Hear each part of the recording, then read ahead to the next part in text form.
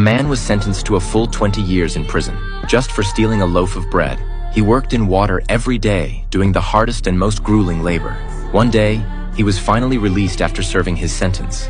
However, the prison warden did not let him go, but instead gave him an almost impossible task: to carry a flagpole weighing several hundred pounds by himself. He exerted all his strength, miraculously completing the task, carrying the flagpole in front of the warden. The warden had no choice but to hand over his release certificate. But the man noticed something was wrong. The paper stated that he was a dangerous element. What was called release was actually parole. He had to report to the police station every week, as if he hadn't truly gained freedom. The man's name was Jack. He had originally stolen the bread to save his starving nephew, but was sentenced to 5 years. Later, due to multiple escapes, his sentence was increased to 20 years. Now, although he was out of prison, this parole certificate caused him to be discriminated against wherever he went. No one would hire him when he went looking for work. Children mocked and bullied him when he walked on the street. At night, he went to an inn and begged the owner to let him sleep in the stable for one night, but he was thrown out. The owner feared he would dirty the place.